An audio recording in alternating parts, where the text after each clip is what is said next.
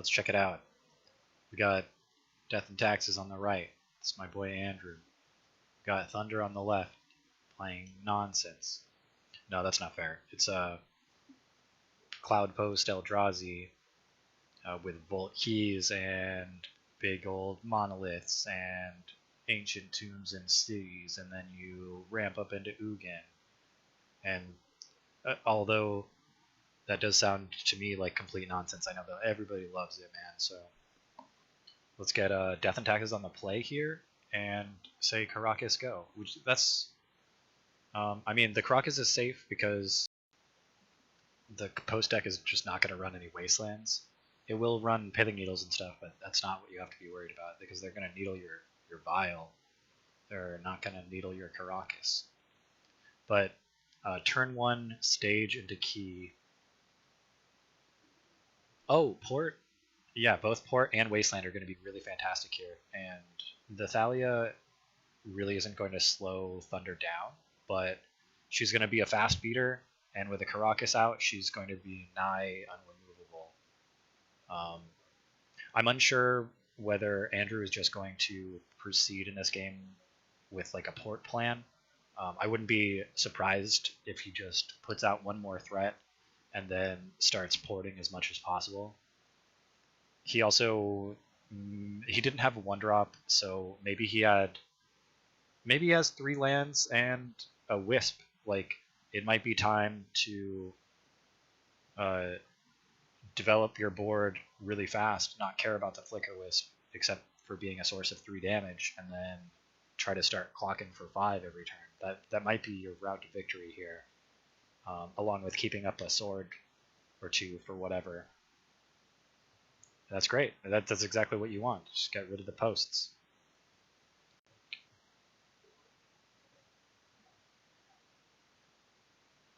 As long as you're the D&D player, I guess. So without another land drop from the post player, Andrew's going to feel comfortable to drop a Stoneforge, probably go grab some sword of some sort, speed up his clock, and Thunder really needs a land. He needs a 2-mana land, and then some action to follow it up.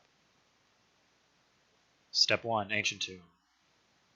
Step 2, do you have a play, or...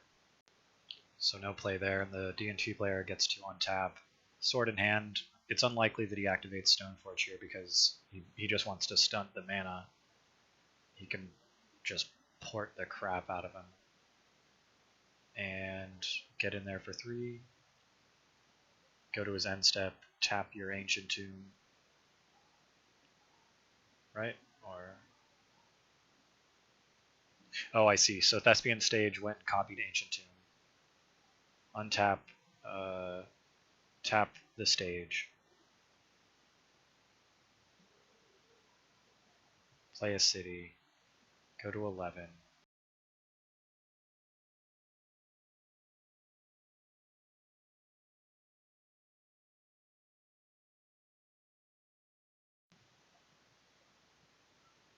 So he is not casting a Thran Dynamo.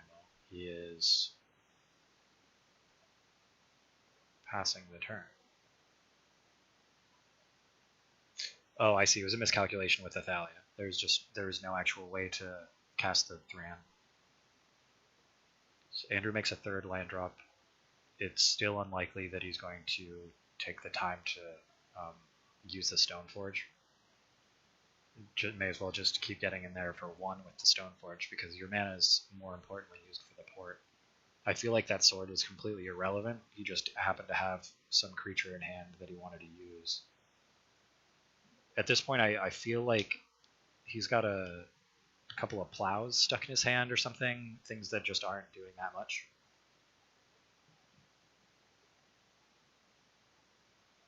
And Andrew is going to put some 2-mana spell or 3-mana creature on the stack. Yeah, there's a Wisp. He's going to target the stage, which is currently a tomb. Yep. Now it is a Thespian Stage. But he's still at his end. He's at his end step, so he can use the stage to copy whatever he wants. But why are we at the end step? Why didn't Andrew attack? I'm actually really confused now.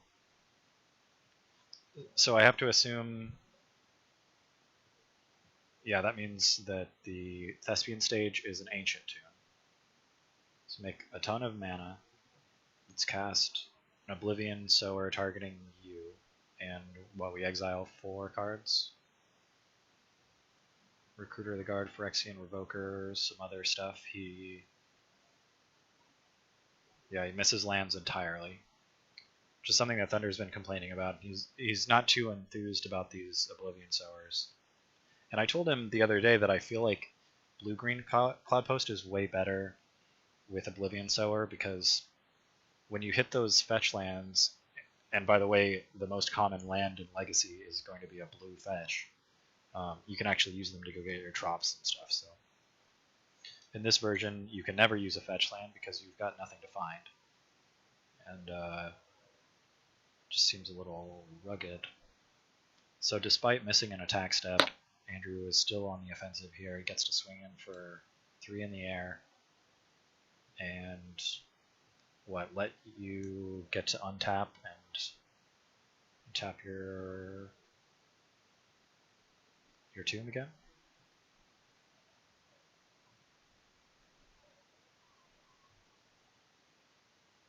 Just tap the tomb or the Thespian stage, which is a tomb, doesn't matter. Man, wouldn't that be sick if Ancient Tomb actually said every time this land becomes tapped, it does 2 damage to you? Oh, he tapped an Eldrazi temple. So he okay. I like that, Andrew. I like that, man. So you force him to use his soul lands, hurting himself, racing himself to 0.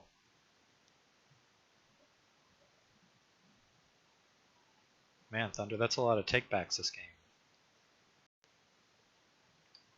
So he goes into the tank a little bit. Let's see, he's at 8. Any use of his 2 untapped lands are going to put him to 6 and then 4. He has a Vault Key that has done absolutely nothing this game.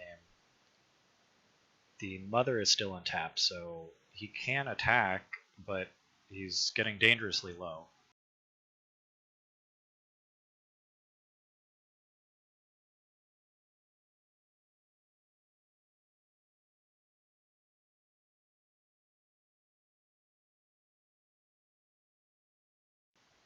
Okay, I think we've decided to play a land. There's a Cloud Post. There's a pass of the turn. So I think he was thinking about how much mana he would end up having next turn, which is most of the things, the moving parts of this deck, right? Is figuring out how to sequence your post drops to make the most mana possible. It's possible also that he's got a Glimmer Post that he really needs the life off of. So next turn he wanted to get 2 life off of it instead of just 1 this turn. And he was trying to figure out if it really mattered or not. There's a Sarah Avenger, so it seems like Thunder is just dead next turn, no matter what. And I mean, D&T player is not going to let him untap with all this mana, so I have to assume he's searching for all his dust. And can we actually even cast that at this point? Right now he's only got 5 mana. There's Take Back Seas number 3.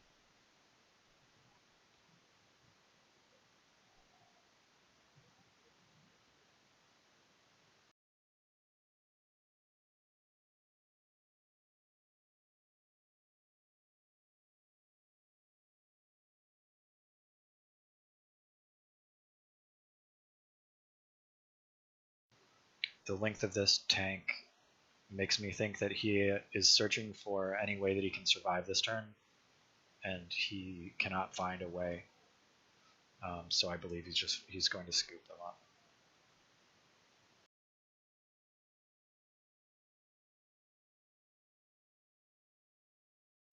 Okay, so we're going to go to game 2 here, and I think that not only was the Wasteland sort of backbreaking at the beginning, but what put in the most work that game was a really, really good Rishadan port that was activated like what 4 or 5 times, and we were unable to power out our big dudes. We also had a Volt Key that like never untapped a monolith. It never really did much of anything.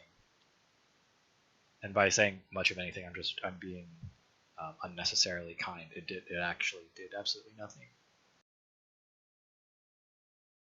So in will come a bunch of pithing needles and spatial contortion, where I think he's just gonna try to contort and wail on all these little white creatures as best as he can. And from Andrew's side, Death and Taxes is probably going to shave a little bit of removal.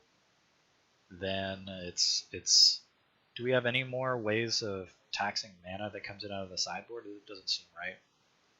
But we probably have pieces of equipment that are relevant to come out. Ones that are more heavy hitters in other matchups against colored creatures. And then maybe he has his spicy stuff still, where he occasionally decides he wants to try to play Armageddon or Cataclysm, and that's going to just be amazing. I would love to see that, although I'd prefer if we saw that in a third game or something, because I'd like to see 3.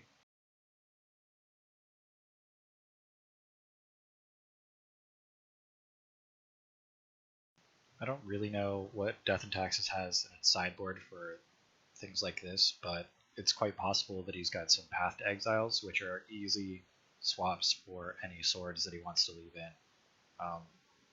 I'm pretty sure that Thunder is not running any basics whatsoever, so Path seems really good. And hopefully more mana denial, but I'm not sure what out of the sideboard would do that except for straight up Armageddon. He could also bring in Sanctum Prelate, which feels a little counterintuitive in a matchup like this, but if he knows to be afraid of Spatial Contortion and Warping Wail, then that makes a lot of sense. Also, depending on his opener, he could possibly keep him from ever casting Pithing Needle if he named one, but that seems super narrow.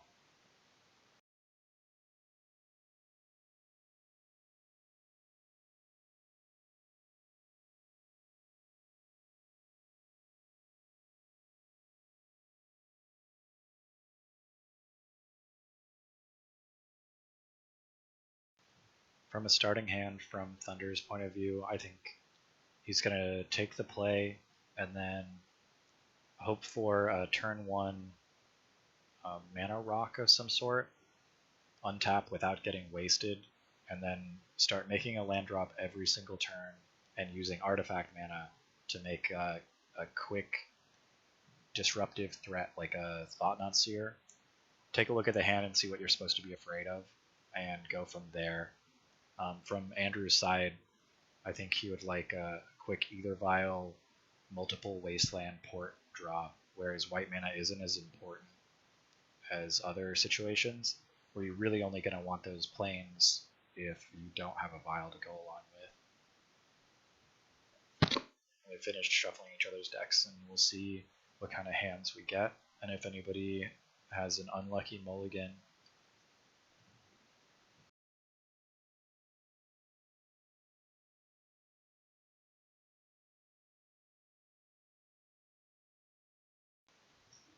I'm pretty sure I see a Warping Wail, a far left in Thunder's hand there. I think he's going to keep it probably.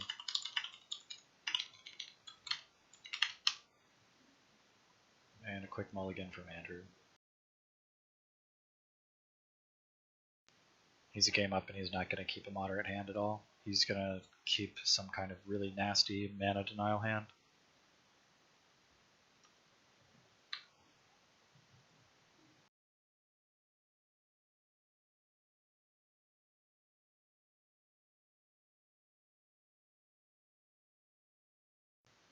Try again with 6 cards here.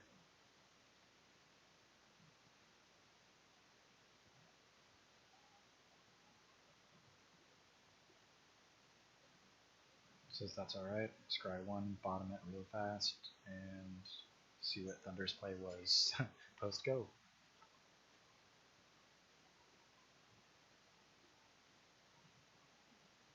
it's definitely a Warping Whale on the left side of the post player's hand.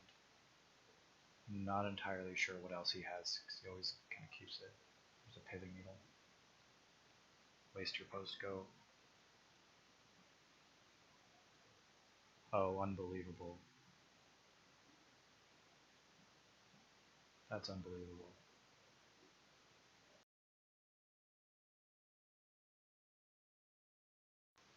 So gains a life from a Glimmer Post, taps for a mana, makes a Pithing Needle, names Wasteland, I'd assume.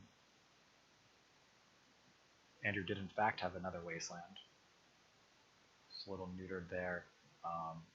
It's quite possible that he could Flicker Wisp that Pithing Needle later and waste Thunder off some lands. But Thunder's now padding his life total a little bit, continuing to make land drops. Next turn, I don't think that he can afford a big mana rock with Thalia out, unless he just repeatedly drops soul lands. At least he's insulated from the Wasteland, so that's possibly why he sandbagged. Oh, what does the second needle name? It's interesting. Wonder if he's reaching over for some little pieces of paper here. So I think that this is just going to say, yeah, the first one was Wasteland and the second one is Port. Hits him for 2, passes the turn. He has a Vial to start ticking up next turn. We mix a Thought-Knot Seer and reveals Sarah Angel, Council's Judgment. Umezawa's Jite, and a white card I cannot remember the name of right now. I believe it's a seal and it sacrifices itself to destroy an artifact, I'd assume. Takes away the Jite, leaves the 2 doubles and the seal, and passes the turn back. So now Thalia cannot attack until he finds 4 mana to cast Council's Judgment.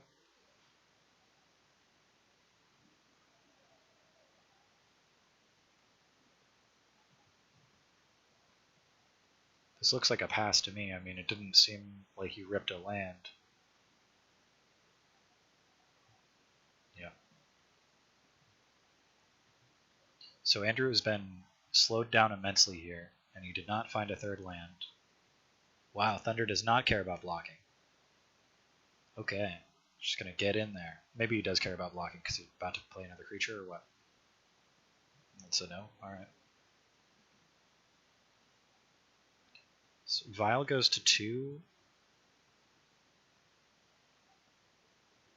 Andrew rips up Plains. He's getting closer to casting Council's Judgment.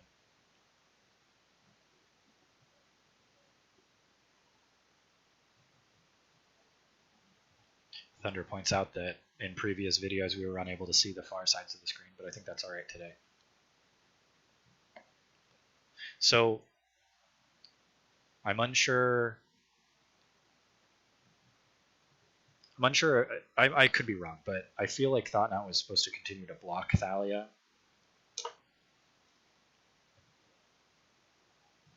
Is he casting a Sarah Angel, or a Sarah Avenger right now, and then he's got a Vial on 2 still?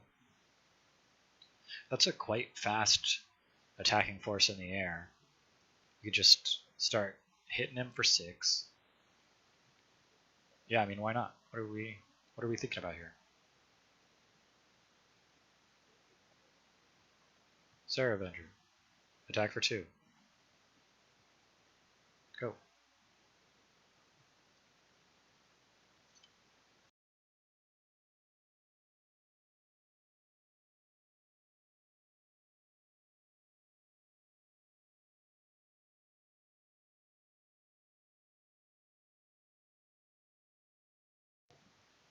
Thunder has been extremely patient not killing this Thalia, which maybe he just doesn't care about.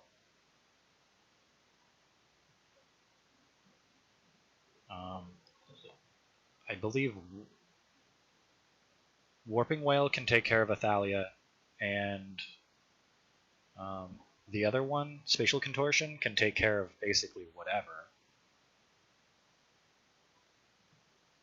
And I just realized this, hopefully Andrew did earlier than I did, but Mother of Runes cannot protect from these colorless removal spells, so maybe those got sided out. I mean, I'd hope so.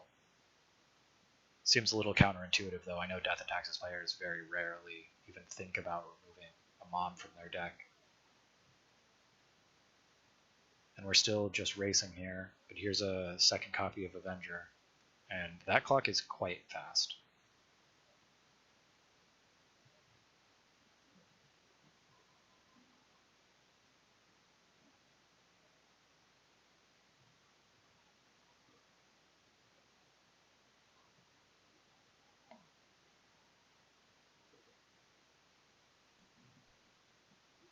This attack would put him to 11, the following one would be to 5. I don't think that there's a way to shave any time off of this, but he's going to unlock his Wasteland now, now that Thalia is dead, and go ahead and blow up the eye. Oh, I see. He waited to unlock it because he actually drew a 3rd Wasteland. Okay. This looks like very tough times for Thunder here. Boom, down to 11. And as all Stompy players know, it's extremely painful when someone goes after your lands when you've already got a city out. And they know that you're going to have to sacrifice it the next turn or whatever. It's like my favorite thing to do against Sneak and Show players, right? Thran Dynamo comes down, taps for 3.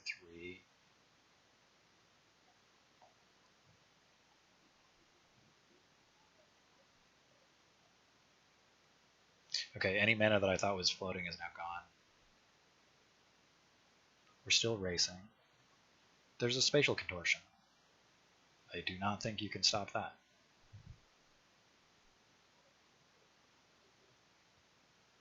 Okay, so with these posts coming in, he's gained quite a bit of life this game.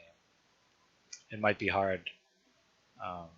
Might be hard to stem the bleeding at this point because this Imperial Recruiter, the Recruiter of the Guard is going to come in and grab something extremely nasty. He's looking at a Flicker Wisp right now.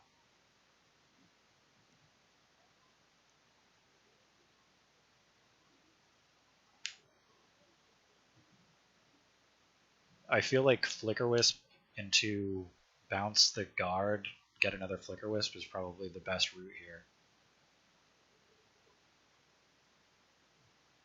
He stops on Sanctum Prelate for a little second there, unless my eyes are playing tricks on me.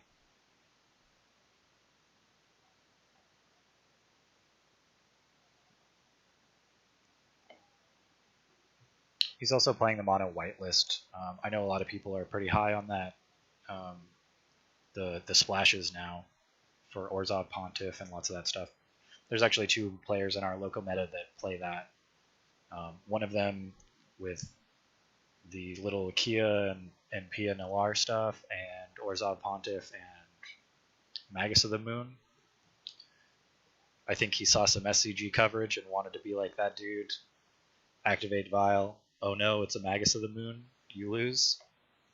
Sort of gotcha button. Have we not revealed a creature yet? Okay, there's a Flicker Wisp. Alright, thank you. I think that Flicker Wisp, bounce this Recruiter, grab another Flicker Wisp, is probably good enough to put this game away. I don't see Thunder surviving from that. Especially since Flicker Wisp can also sort of be used as an insurance policy for all his dust, if that's even on Andrew's radar right now.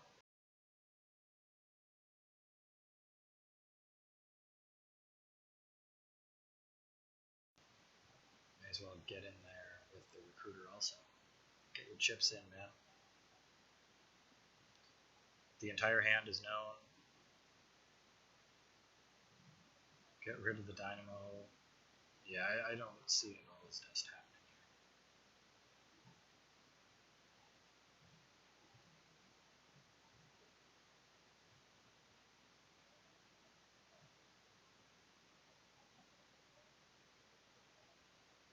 I do that too when I'm in that tough spot, flicking my cards back and forth. Alright, is there an answer here? Oh, no. Okay, well, looks like I'm losing this game. Flick him again. Is there? Am I alright? Put you to 4. I mean, we're close.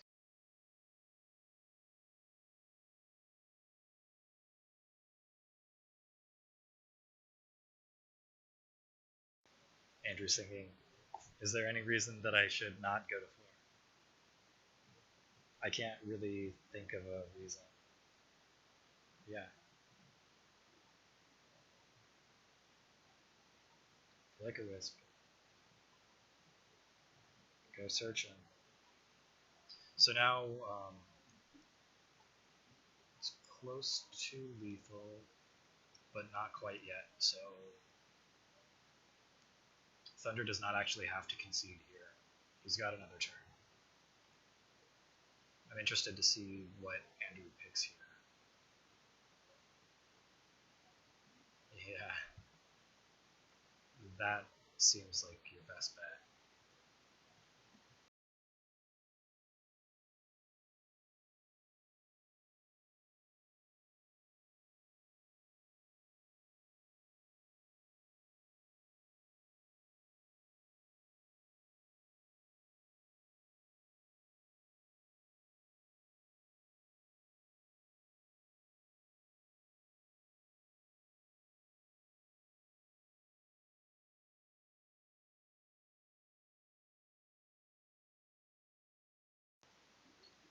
I feel like we could have just grabbed Flicker Wisp. Maybe he wants to be cheeky and he's like, what could I do to make this even more painful for Thunder here? What could I possibly get? Let's just reveal Flicker Wisp.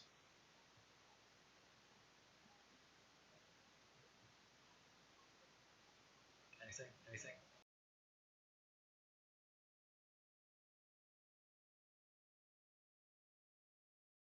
I feel like this is a lot of shuffling for an opponent who's just going to concede to you in like another 3 seconds worth of gameplay. Decides on Thalia, but no, the permanents are getting scooped up. Yeah.